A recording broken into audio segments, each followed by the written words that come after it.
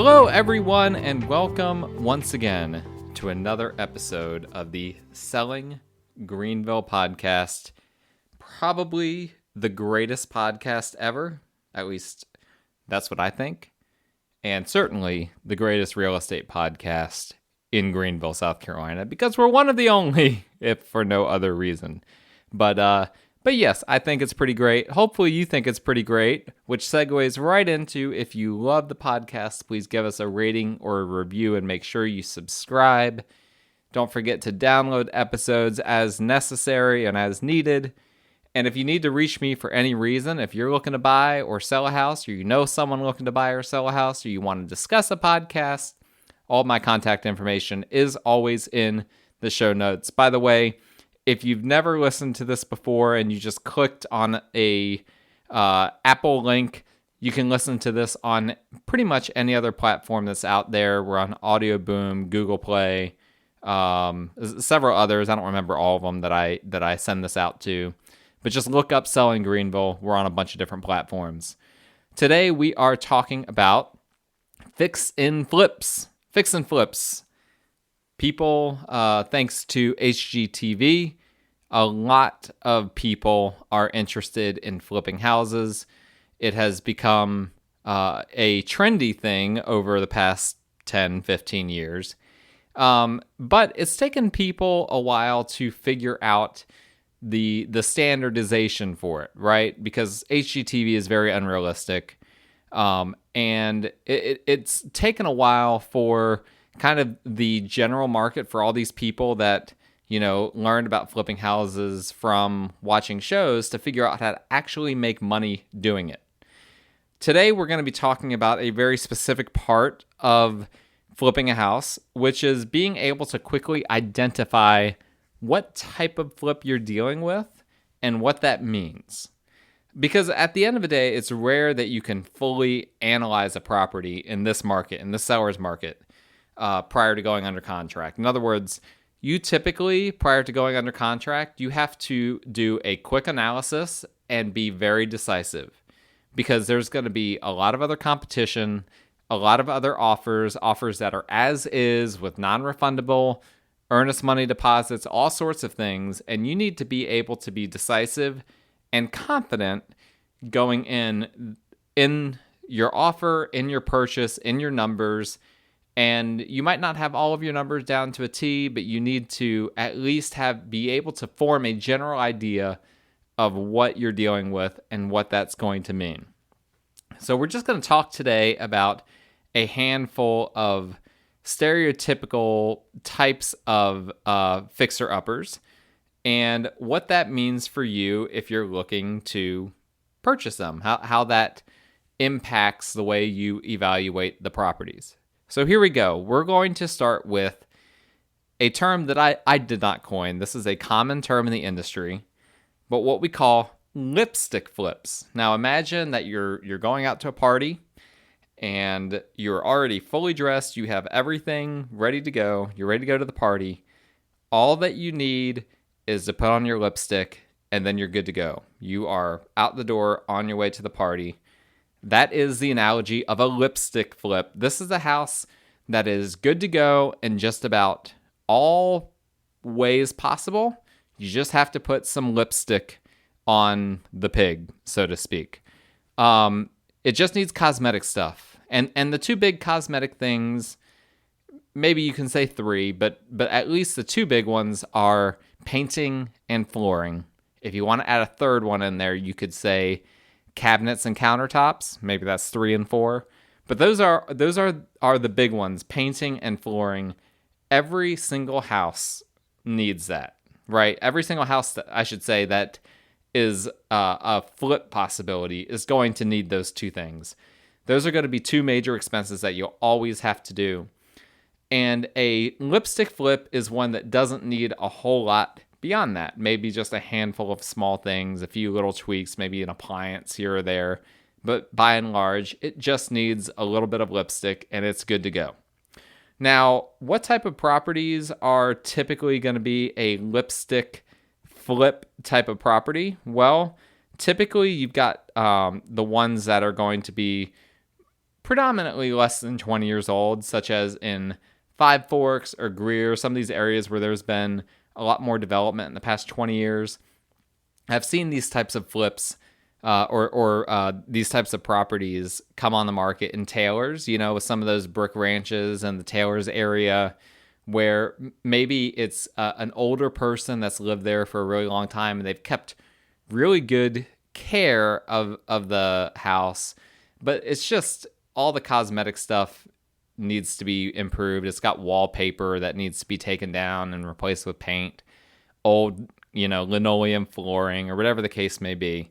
But those are generally the areas that you're going to find these. And so a lipstick flip is an interesting option from the standpoint of it's typically going to be kind of low risk, but also kind of low reward.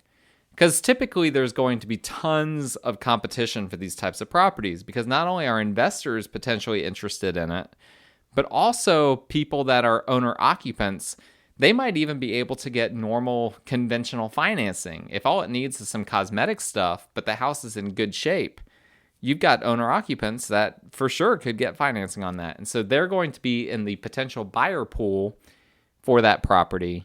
And so you've got a lot of competition. So that's going to increase the price, the purchase price on the property, which means that your margins aren't going to be that great. But in theory, you can turn the property around pretty quickly, do the work really quickly, get it sold really quickly. And oftentimes, these properties tend to be in neighborhoods where the comps are really reliable. You're not taking a major risk. And so pretty much at the end of the day what you're going to end up with in terms of your profit. And these types of flips are personally my favorite, mainly because in terms of what I prefer, I really prefer the front end of the flipping process. I like finding properties. I like analyzing the numbers and doing all of that. I don't like the process of rehabbing them. That part is stressful for me. I don't enjoy that. It's not my favorite. So these properties that don't need a whole lot of rehab are really ideal for me. And I've flipped multiple properties over the years that fit this description. I'm flipping one right now in my neighborhood that fits this description, and I'm really excited about it. I think I'm going to do quite well on that. And I'm happy about it. Really, the first thing that we did in that house is we started yanking out the flooring. Now we're painting. We're going to put new flooring back in there. We're probably going to paint some cabinets. There's still a few things that we need to assess. A lot of minor repairs, and so forth and so on. But it's at the end of the day, it's probably going to end up being less than $15,000 worth of work, which is great. When you're flipping a house, $15,000 is hardly anything. And to be able to do that and still make good money, I'm pretty happy with that. And it's not a major headache at the end of the day. That to me is really important. So that's a lipstick flip. The next one down from that would be and this isn't as catchy of a name, but a major systems flip. So a major systems flip would have the cosmetic stuff. It's still going to need the flooring and the paint and all of that, but it's going to need some major systems to be overhauled. For instance, the roof. The roof might need to be replaced, the AC, furnace, water heater, major things like that. Maybe stuff in the crawl space, vapor barrier and moisture remediation, things like that. It's going to need some type of major work in a major area of the house. That's not structural or anything like that, but it's just going to need some type of an update like that. Now, these are probably out of all of them the most common that you find. These pop up several per month, both on and off market. But again, there's a lot of competition for these because you still have some owner occupants interested, and they might not be able to get normal conventional financing, but they might be able to get 203K financing, a renovation loan or something like that.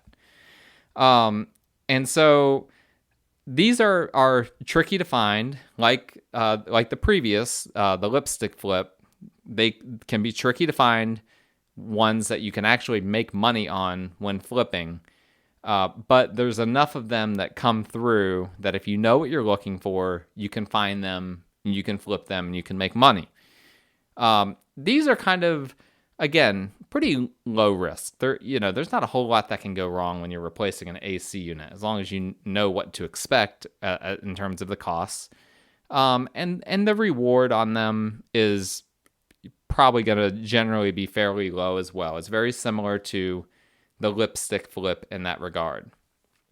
I flipped a house that fits this description a few years ago. Well, actually, I did what we call a wholetailing of this house, where I bought it from someone that was just trying to offload it, and I then took it and sold it to a flipper.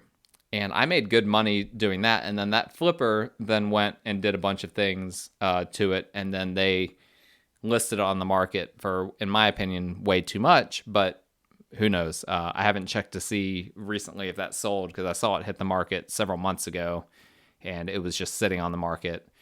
But if I had flipped it instead of just passing it on and making a quick buck, passing it on to a flipper, I would have done quite well with that. I probably would have made, I think probably like $80,000 worth of profit, just based on what I was looking at in terms of what needed to be done. Maybe not quite that much, maybe closer to like 60, 70. But that was one where, it needed a new AC, needed a new furnace, needed new flooring, and et cetera, et cetera. And one of the things that's really important with these types of houses, as well as the lipstick flip type of houses, is the size of the house. And honestly, this is an important consideration for all of these. Because in real estate, we always think from the standpoint that bigger is better, right? Because the bigger the house, the more it's worth. But when you're flipping a house, a big house means more work, more liability, more potential for something to go wrong. And really, the ideal flips are, once you start getting into these ones that need more and more work, particularly, are ones that are smaller, and maybe in some of these areas where smaller homes sell really well, like Parkins Mill or Gower or Augusta Road area or North Main or all of kind of those general areas that we have in and around Greenville. And so that's just something to keep in mind. Just because the house is, if you walk into a house and it's massive and it needs a ton of work, you have to understand that you have to budget for that. It might be able to resell for a good price, but how long are you going to be working on that flip if it's a really large property? That's definitely a factor, because time is money when you're talking about flipping houses. The next one on the list is the structural flips. And this is pretty self-explanatory. It has major structural issues in addition to the other things. And sometimes structural issues, I say major, but sometimes people can think structural issues are major when they're really not. Like if it just needs some piers replaced or shored up in the foundation, honestly, that's really just minor. But some people might consider that to be a major thing. If the floors are all wonky in the house, it will feel like the house is about to fall down, but really it might just need a few piers to be replaced, or maybe a few jacks to be put down there. Now, if you need to completely take out major beams and joists and all of that, whether that's in the attic or in the crawl space or whatnot, now that can start becoming a lot more pricey. And so that's where it's really important with structural flips that you actually know what you're getting into.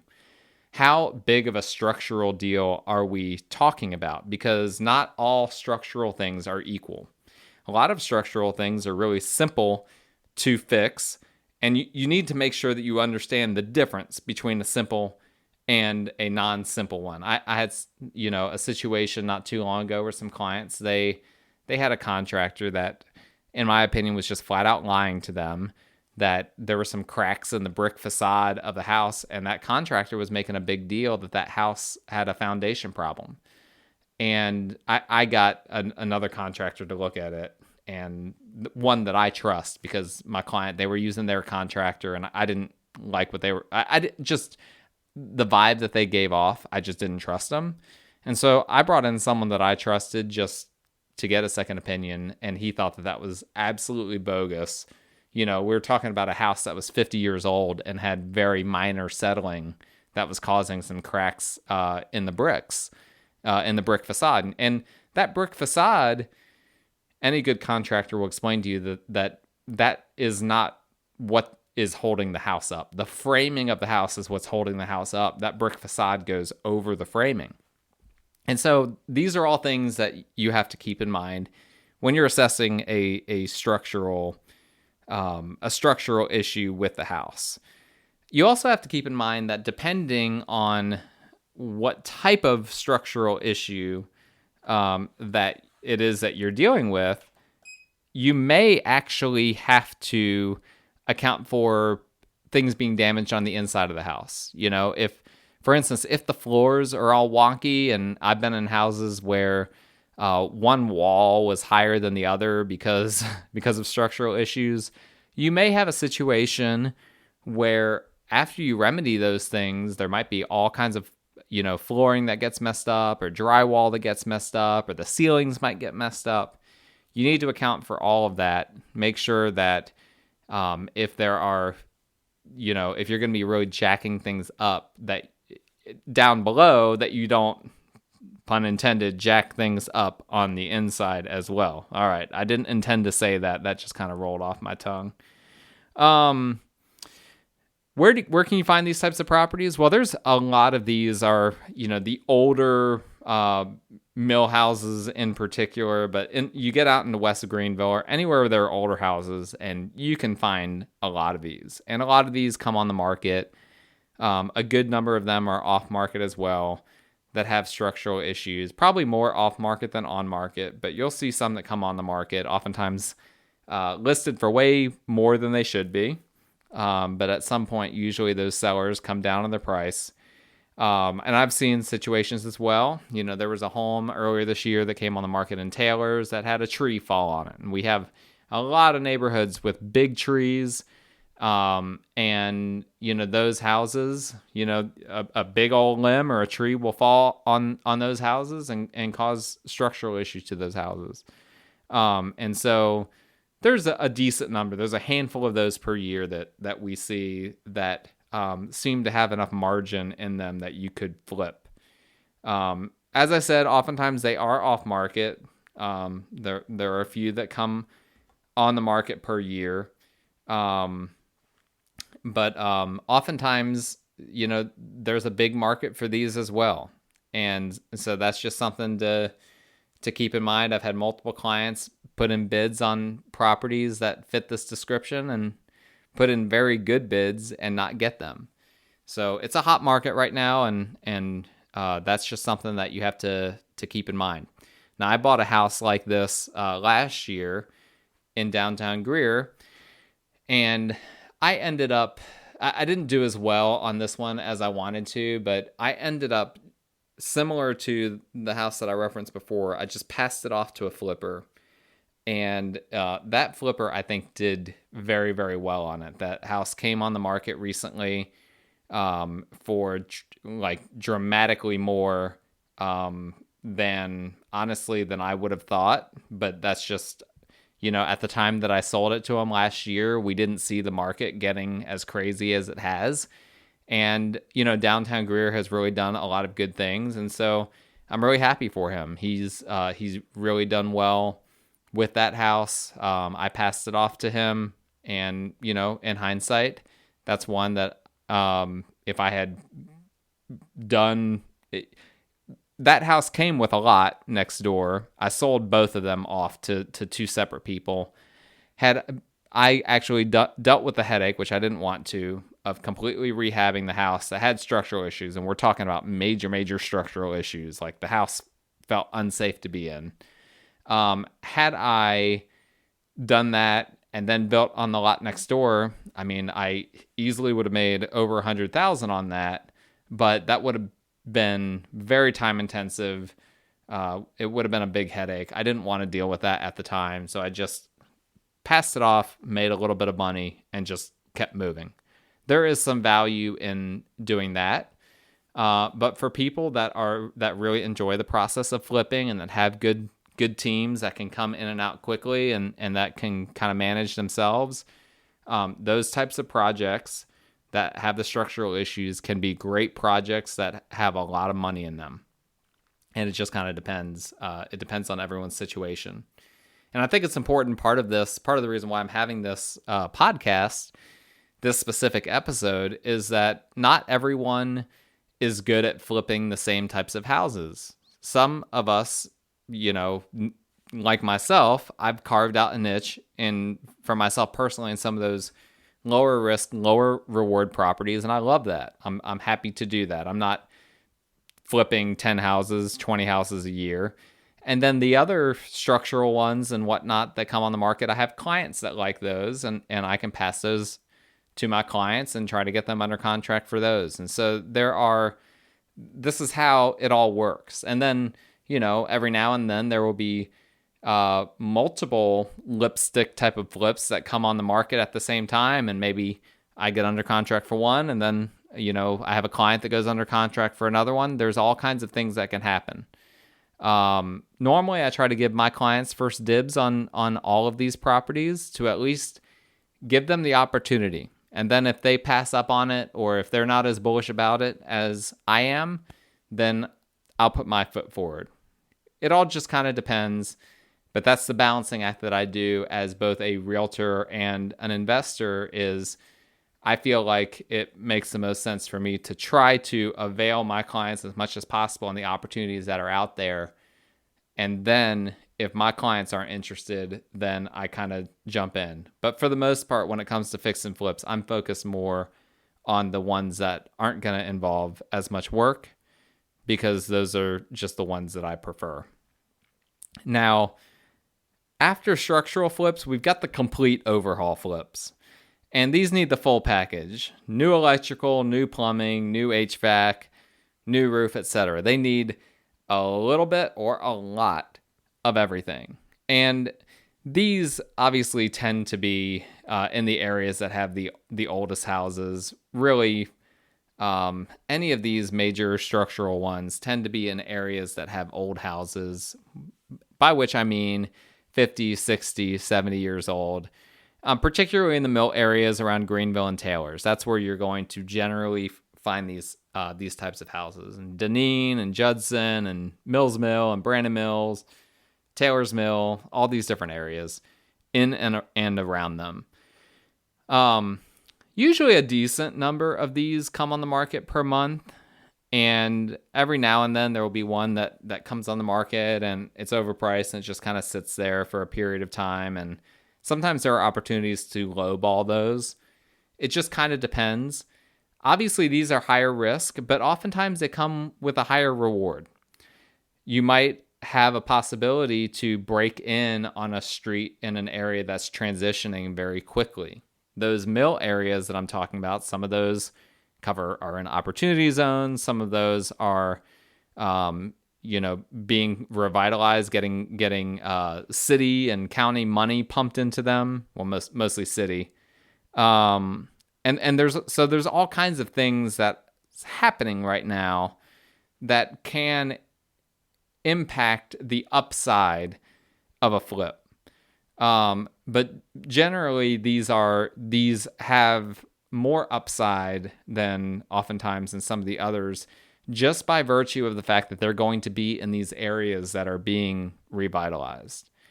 And I've got a client right now that's under contract for one of these, and it's going to need a little bit of everything. But I mean, it's on a street that is completely changing, in an area that's completely changing in Greenville.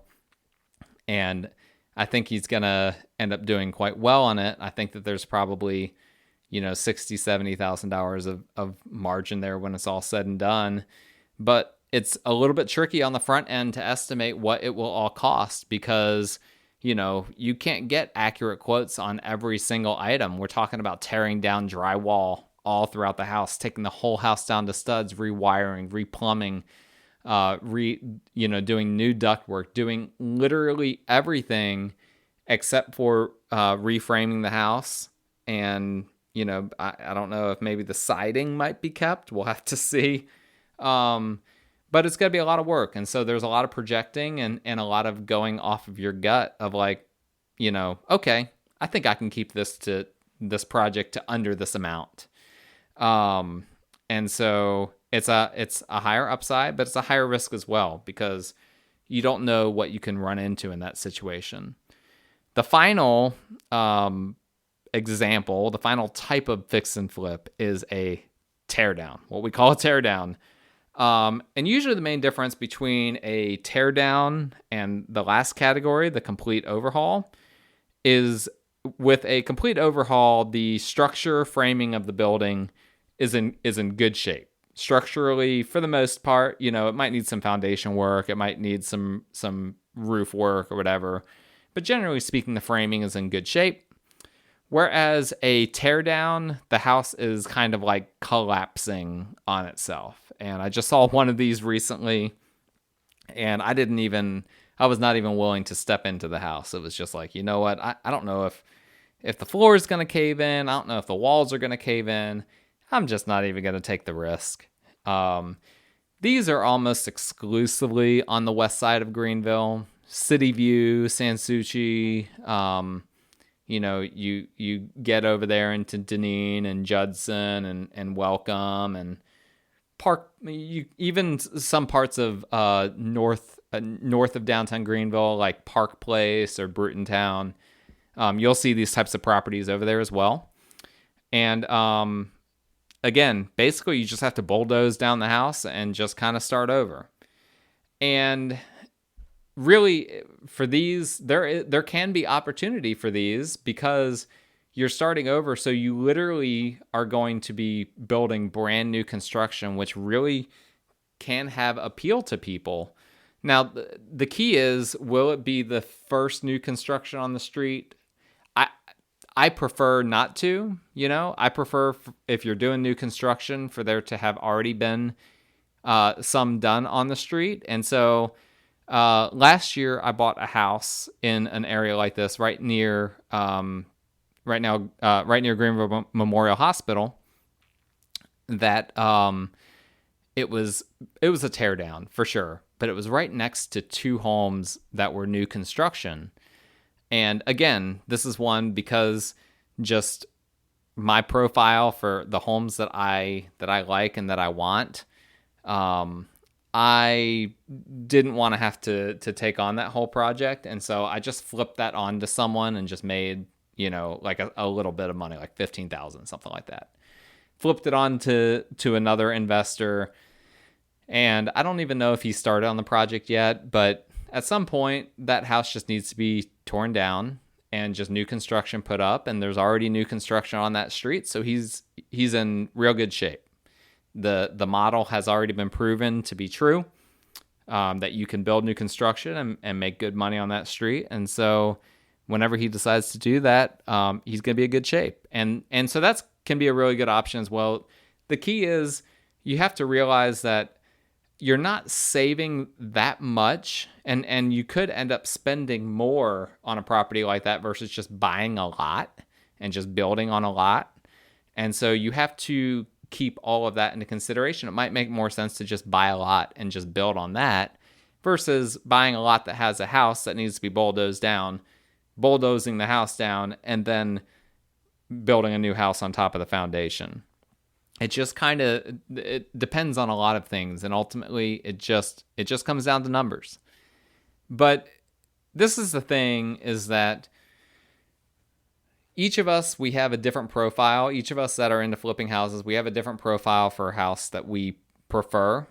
And at the end of the day, it's not like HGTV. HGTV almost exclusively deals with the first two categories, those lipstick flips and those major systems flips.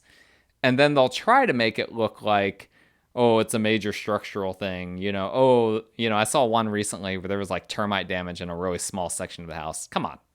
I've seen termites go up into the walls, into the framing of the house, and destroy the entire house from the inside. A little bit of termite damage in one corner of a house, that's not a structural problem. Give me a break. But this is the way it is on television. You just have to understand that. But in real life, there's a lot more that can go wrong. And really, it comes down to your risk tolerance, your confidence in your contractors, your confidence in yourself and your ability to assess a property. And then me as a realtor, I always try to provide really good feedback and really honest feedback to my clients as well. I'll run comps for them. I'll tell them, I'll give them a range, and I'm usually very accurate on my range on what a property is after repair value, what we call the ARV. I take great pride in that. I put a lot of research into that before I, send an ARV to a client.